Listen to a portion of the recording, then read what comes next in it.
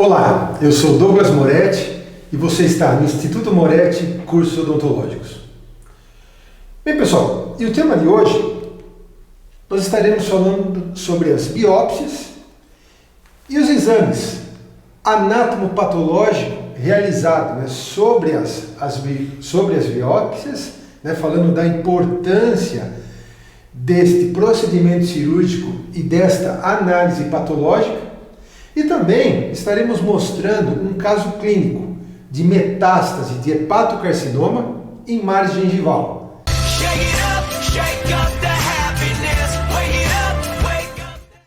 Então, o que aconteceu aqui? Nós diagnosticamos um câncer hepático através de uma lesão de margem gengival. E o objetivo nosso é apresentar e destacar as semelhanças dessas lesões malignas com outras encontradas no cotidiano clínico. O que seria isso?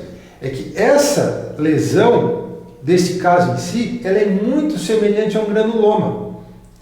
E às vezes nós podemos estar descartando uma possibilidade de um diagnóstico de um câncer por conta da não análise patológica. Então, nós temos como esse objetivo, e também nós vamos estar mostrando que não se pode estabelecer um diagnóstico clínico, mas sim ressaltar a importância da análise do anatomopatológico. Então, o que aconteceu nesse caso em questão? Eu removi essa lesão, enviei para anatomopatológico e fiz a besteira até de falar para o paciente, não, fica tranquilo que é uma simples lesão inflamatória. E no momento, quando eu abri o resultado, eu fiquei sem saber o que falar para o paciente. Então a ideia desse vídeo é justamente esta: apresentar esse caso clínico e ressaltar a importância das biópsias e do exame anatomopatológico. Tá ok? Então, o que são as biópsias? O objetivo da biópsia é fornecer uma amostra de tecido para o diagnóstico. É realizada cirurgicamente, enfim, são várias as maneiras de realizar uma biópsia. Pode ser um raspado, pode ser uma punção, tá? É removido um pequeno fragmento de tecido suspeito através de um procedimento cirúrgico, vamos falar da biópsia tradicional da remoção do tecido, e ela pode ser incisional, quando nós tiramos uma parte da lesão, ou excisional, quando é removida a lesão inteira. E o exame anatomopatológico, ele é feito em laboratório, e quem dá o diagnóstico é o patologista. Mas para isso é necessário que a gente realize uma boa anamnese e um bom exame clínico. Porque não adianta a gente enviar simplesmente o fragmento e achar que o patologista vai conseguir realizar ele vai chegar muito próximo do diagnóstico. Mas é necessário que a gente oriente ao máximo o patologista. De que forma? Passando a idade do paciente, o sexo, se esse paciente ele tem algum hábito, se ele fuma, se ele é um etilista, a cor da pele, se ele trabalha, por exemplo, numa zona rural, às vezes numa lesão de lábio, por conta da exposição do sol. Então, esses dados são muito importantes. As características, descrever as características para o patologista, como exemplo nós temos aí, se for um aumento de volume, se for uma vesícula, úlcera, o tipo da cor, que coloração nós estamos vendo, enfim, palpar se ele tem uma consistência dura ou mole. O odor também é muito importante. Lesões com presença de infecções, nós temos um odor característico, e se o paciente relata dor dessa lesão. Tá? E todas as lesões com histórico de 15 dias de evolução, que ela não se curou, não teve o processo de cura, há a indicação da biópsia, há a necessidade de um diagnóstico anatomopatológico. Tá certo? E aqui nós temos alguns exemplos. Tá? Aqui nós temos a presença de um papiloma. Então ele é bem característico, o aspecto de amora dessa lesão, causado aí pelo herpes. Então, né, uma lesão com características bem específicas, tá? Onde foi removido e o diagnóstico foi feito através do anatomopatológico. Então aqui nós temos uma lesão, a presença de uma borda de consistência dura e o centro da lesão ele tem uma cor esbranquiçada. Então, no caso aqui, nós tivemos um diagnóstico de paracoccidioide micose. Mas ele é um diferencial, poderia ter sido um carcinoma epidermoide. Então, doenças diferentes, tratamentos diferentes, e onde num carcinoma, aqui, né, a sobrevida do paciente, ela está em jogo. Dependendo aí do diagnóstico, da evolução dessa doença, esse paciente ele tem um risco de morte. Então aqui nós temos as manchas e pintas, né? Aqui nós temos uma tatuagem do amálgama, tá? Causado aí pela apsectomia e a obturação retrógrada, né? Coisa que eu acredito que dessa forma hoje em dia não seja mais realizado, mas enfim, existem alguns casos ainda aí que foram feitos e aparece essa mancha. E quando for pinta, pessoal, tá? Existe a indicação da remoção dessa pinta, porque alguns autores, né, relatam a necessidade dessa indicação da remoção de pintas em regiões intraoral, porque existe o perigo da malignização e essa pinta ela não tem exposição ao sol. Então assim, qualquer pinta que você avaliar em algum paciente, tá, existe a indicação de você estar removendo e mandar para anatomopatológico ou encaminhá-la para um cirurgião que possa estar realizando isso para você. Tá? E sempre pratique, né, a remoção e a análise. Tá? Existem aí os bisturis, né, cirúrgicos que acabam cauterizando essas lesões. Eu acho que isso, né, do meu ponto de vista, eu acho que isso não é legal. É sempre bom a gente ter essa informação, esse respaldo do patologista. Então aqui nós temos uma hiperplasia, tá? Ocasionada provavelmente aqui nessa lesão por um trauma de mastigação, onde nós temos uma base pequena, uma lesão fácil de ser removida, tá? Coloração rosa, aspecto, né, indolor, né, relatos do paciente. Então assim, as características da lesão, ela nos leva a pensar numa hipótese diagnóstica, mas quem dá o diagnóstico é o patologista.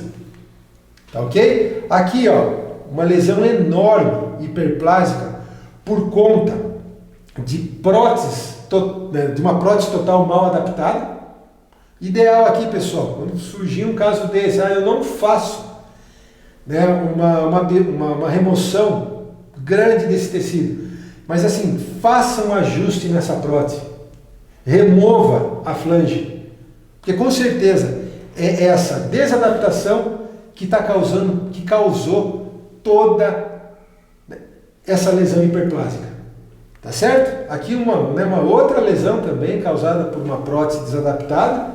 Tratamento, adequação dessa prótese, cirurgia para remoção e aí posteriormente inicia a troca da prótese total, tá ok?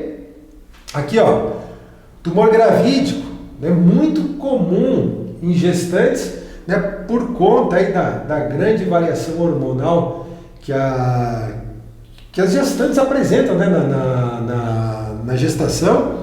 Então, assim, um processo inflamatório, onde nós temos aí a presença desse granuloma, né, denominado de tumor gravídico. Casos, né, você pode remover essa lesão, mas na recidiva, né, ocorrendo aí a recidiva, você pode simplesmente estar fazendo um acompanhamento. Então você faz um tratamento de raspagem periodontal, né, através de ultrassom. Sessão seguinte, você remove cirurgicamente e se porventura houver uma recidiva, né, o ideal é que você faça um acompanhamento. E nesse caso em questão, essa paciente ela foi operada 3 vezes e houveram, né, 3 recidivas. E o legal é que 1 mês após o nascimento do bebê, essa lesão ela sumiu totalmente. Tá certo? Aqui também auxílios de exames complementares como radiografia e tomografia. Aqui nós temos aqui um odontoma. Então, né, utilizar exames, né, quando as lesões tiverem suspeita de lesões ósseas, tá? A utilização de exames radiográficos, né, e tomográficos. E aí vamos, né, para o nosso caso em questão, onde o paciente ele apareceu aqui no nosso consultório, o senhor Antônio, 77 anos, tabagista. Por ele relatava um bom histórico de saúde, mas assim, eu percebia que ele tinha uma certa palidez e queixava-se de uma dor na perna e também ele apresentava um abdômen um pouquinho avantajado, que mais tarde nós fomos ver que era um quadro de ascite, né, um acúmulo de líquido na região do abdômen. Então ele nos apresentou com esta lesão. Elemento 22, um aumento de volume de coloração avermelhada. Tá? Que num primeiro momento eu cheguei a pensar como um granuloma. Nós já vamos ver a radiografia, o porquê de eu achar que isso era um granuloma, tá certo? Uma condição de higiene, né, um pouquinho precária, mas enfim. Né? Nesse quadro de lesão, ó, numa vista oclusal, nós podemos observar toda, né, a lesão, que clinicamente apresentava uma perda de inserção, né? Nós tínhamos uma profundidade de sondagem grande, e na radiografia, esse dente aqui em questão, nós tínhamos a presença de um pino metálico longo, e radiograficamente, tá? A gente observava aqui uma suspeita de uma fratura dessa raiz, até por conta de uma pequena mobilidade que tinha. Então, meu diagnóstico: raiz fraturada, tratamento, a extração, curetagem desse alvéolo, e aí que entrou, né, o diferencial, foi da gente avaliar histologicamente, né, pedir o anátomo patológico desta lesão. Porque assim, para mim, isso era muito claro, um processo inflamatório. Passei essa ideia para o paciente, falei, não, nós vamos estar encaminhando, mas fica tranquilo que não é nada. Né? Eu antecipei um diagnóstico, coisa que eu não deveria ter feito. Mas enfim, a gente vai aprendendo com os nossos erros. Essa lesão, coloca-se o dente também dentro do formol. O recipiente, pessoal, o ideal é que ele tenha uma boca grande, que ele seja rosqueável. Às vezes você pode encaminhar esse anátomo patológico, por exemplo, para a Faculdade de São Leopoldo Mandic. Tem um laboratório de patologia lá onde eles fazem gratuitamente esta análise, tá certo? Uma fita de identificação, falando a idade, o nome completo do paciente, a idade e a sua hipótese diagnóstica. Está no formol né, o líquido é um formol a 10%, e o ideal é que você coloque pelo menos, né, a quantidade de líquido na metade do vidro, para que essa peça ela não grude, né, na lateral. E às vezes, dependendo do tempo que a peça ela fique fora desse formol, ela pode necrosar e perder as características aí do tecido em questão. Tá ok? Outra coisa, quando for realizar uma biópsia, se nós temos duas lesões, uma na língua do lado direito, na borda lateral do lado direito, e a outra no lábio, lado esquerdo, por exemplo. O ideal é que você identifique essas regiões e coloque essas peças, tá, em diferentes vidros identificados. Porque se porventura do lado direito for uma lesão agressiva, né, você vai ter diferenciado do lado esquerdo. Tá ok? E o diagnóstico, né, como eu falei, ele é um resultado de uma atuação orquestrada do cirurgião dentista e do patologista. Então, tudo aquilo que você enviar, descrever, o patologista ele vai utilizar para formar o seu diagnóstico. Nunca dê um diagnóstico sem ter a certeza absoluta. Isso é uma coisa que eu levo para uma vida toda. Tá certo? Então nós temos os patologistas aí que dividem a responsabilidade com a gente. Tá certo?